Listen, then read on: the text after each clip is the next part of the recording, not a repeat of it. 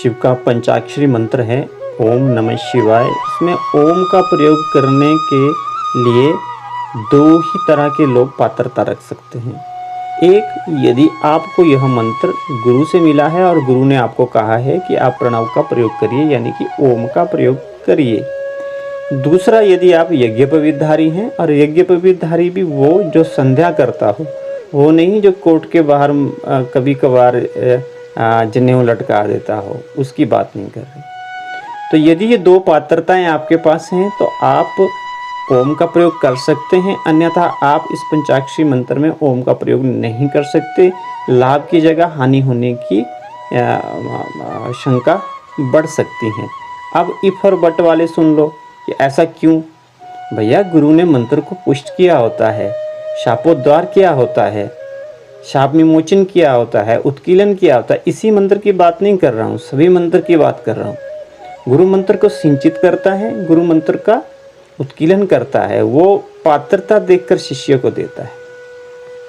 शास्त्र कहता है कि ओम का प्रयोग करने से आपको दोष लग सकता है, क्योंकि इस ब्रह्मांड में अनेकों परिस्थितियां में अनेकों प्रेतात्माएं, भूतात्माएं, नेगेटिव एनर्जी भी विचरण करती हैं।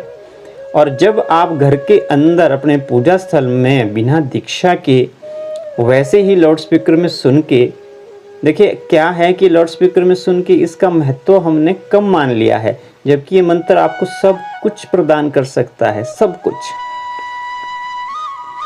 लेकिन आम हो गया, बज गया लाउड स्पीकरों में और हमने भी शुरू कर दिया ओम नमः शिवाय, ओम नमः शिवाय, ओम नमः शिवाय। ऐसे आप नहीं कर सकते।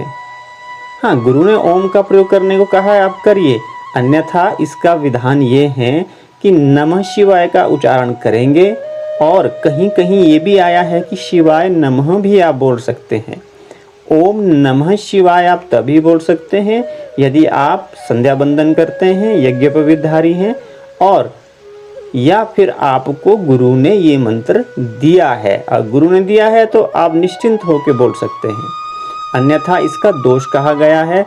देखिए, जब हम उल्टे तरीके से कोई करते हैं तो हमारा लाभ की जगह हानि भी हो सकती है।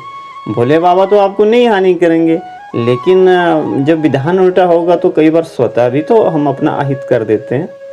इसलिए ये समझने की बात है, दो परिस्थिति में प्रणव का प्रयोग करो, यज्ञोपवीतधारी हो या फिर गुरु ने आपको कहा है।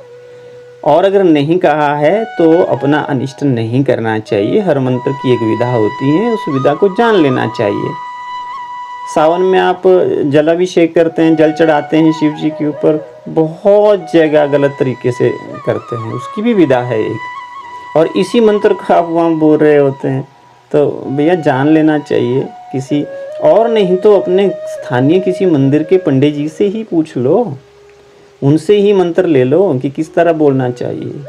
आप नमः शिवाय, शिवाय नमः, या फिर सबसे उत्तम है शाम सदाशिव बोलिए।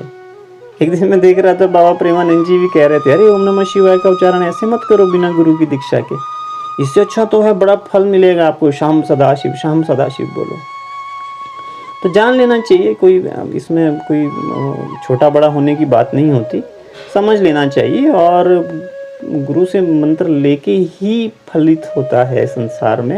ये गुरु परंपरा कोई यहाँ की बनाई हुई नहीं है, ब्रह्मा से लेकर चली आ रही है। शिव आपका कल्याण करे, हम सब का कल्याण करे। जय जय श्री राधे।